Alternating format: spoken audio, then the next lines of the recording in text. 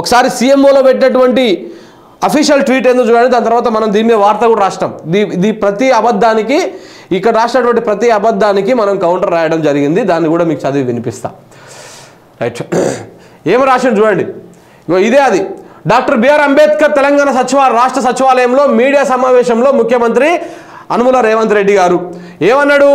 అబద్ధపు ప్రచారాలతో రాజకీయ లబ్ధి పొందాలని తీవ్ర ప్రయత్నం చేస్తున్నారు. ఎవరెవరు? హరీష్ రావు, కేటీఆర్. ఇక్కడ ఒక ఎట్లా అంటే ఇది అఫీషియల్. ఇందులో నువ్వు ఏమైనా పొలిటికల్ విమర్శలు ఉన్నా ఏమున్నా కానీ, ఏ పొలిటికల్ విమర్శలు ఉన్నా కానీ ఒక పద్ధతి ప్రకారము వాళ్ళ పేర్లు పెట్టే విమర్శ చేయడం కానీ, లేకపోతే దాంట్లో వాస్తవాలు చెప్పడం కానీ, ఇది పార్టీ హ్యాండిల్ కాదు, ఇది కాంగ్రెస్ పార్టీ హ్యాండిల్ కాదు. ఇది తెలంగాణ ప్రభుత్వ, రాష్ట్ర ప్రభుత్వ ముఖ్యమంత్రి ఆఫీసు కార్యాలయం నిర్వహించేటువంటి హ్యాండిల్. ఇందులో రాజకీయాలు ఉండవు. ఇక్కడ ఏం రాసిండు? కేసీఆర్, హరీష్ రావు, డ్రామారావు. అంటే ఏంది ఇది?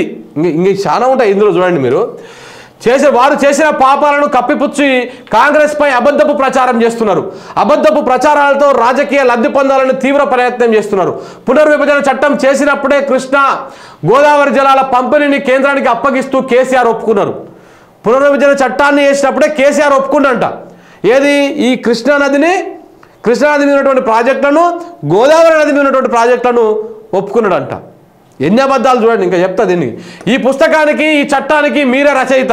ఎవరు? కేసీఆర్ విభజన చట్టాన్ని రాసిండు. కేసీఆర్ విభజన చట్టాన్ని దగ్గరుండి ప్రతి అక్షరం రాసిండు అని చెప్తా ఉన్నాడు రేవంత్ రెడ్డి. ప్రాజెక్టులను కేంద్రానికి అప్పగించడానికి పునాది పడిందే కేసీఆర్ ఎంపీగా ఉన్నప్పుడు. టీఆర్ఎస్ అభ్యంతరం చెప్పకపోగా కేసీఆర్ ఓటు వేసి చట్టాన్ని ఆమోదింపజేశారు.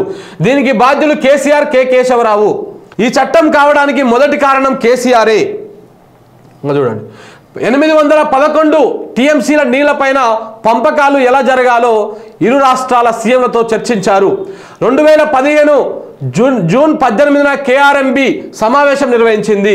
299 టీఎంసీలు తెలంగాణకు, 511 టీఎంసీలు కేటాయించేందుకు, ఏపీ కేటాయించేందుకు కేసీఆర్, హరీష్ రావు సంతకాలు పెట్టిర్రు. అన్ని అబద్ధాలే. తెలంగాణకు 50% వాటా అడగకుండా రాష్ట్రానికి అన్యాయం చేశారు. కృష్ణానది 68% తెలంగాణలో ఉంది, 32% మాత్రమే ఏపీలో ఉన్నది. అంతర్జాతీయ నీటి విధి విధానాల ప్రకారం 500 పైచిలకు తెలంగాణకు, మిగతావి ఏపీకి కేటాయించాలి. అంటే 500 పైచిలకు టీఎంసీలు. కానీ సంతకాలు పెట్టి మరి తెలంగాణకు రావాల్సిన నీటిని శాశ్వతంగా ఏపీకి దారదత్తం చేసిన దుర్మార్గుడు కేసీఆర్. 15 ప్రాజెక్టులను కేఆర్ఎంబికి అప్పగిస్తామని 2022లో సమావేశంలో అంగీకరించారు. 19వ తారీఖు 5వ నెల 2023న 17వ కేఆర్ఎంబి సమావేశంలో కేంద్రానికి అప్పగిస్తున్నట్లు కేసీఆర్ అంగీకరించారు. 2023 బడ్జెట్లో Godavari Krishna river management board కోసం 400 కోట్లు కేటాయించారు. అన్నిటికీ సమాధానం ఉంది మన దగ్గర. ప్రతి ఒక్కదానికి సమాధానం ఉంది. రేవంత్ రెడ్డి అనేటువంటి వ్యక్తి మాట్లాడేటువంటి 2 మాటలకు తెలంగాణ సమాజం దగ్గర సమాధానం ఉంది.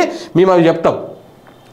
ప్రాజెక్టులను కేంద్రానికి స్వాధీనం చేయడం మామ అల్లులు కలిసి చేశారు.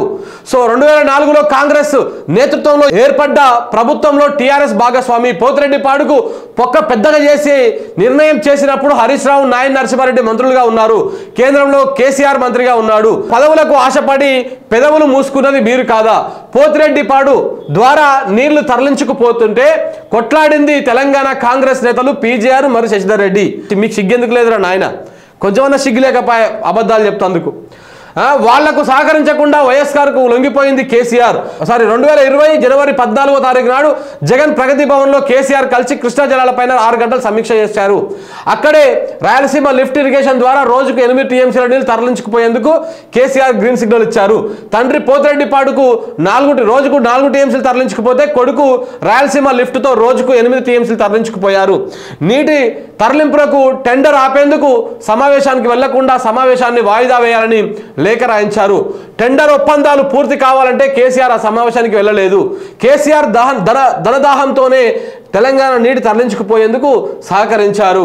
తెలంగాణ హక్కులను కాలరాస్తూ నీటి దొంగలు కృష్ణా జలాలను దారి దోపిడీ చేశారు. ఇట్లా అన్ని అబద్ధాలు రాసుకుంటా వచ్చిర్రు. ఇంకా చూడండి ఎంత ఇవన్నీ చూపిస్తా ఉన్నాడో. ఇందులో ఇప్పుడు ఈయన చూపించేటువంటి ఈ లెటర్లలోనే ఉంటుంది అసలు వాస్తవం. అది కూడా మీకు నేను చూపించేటువంటి ప్రయత్నం చేస్తా.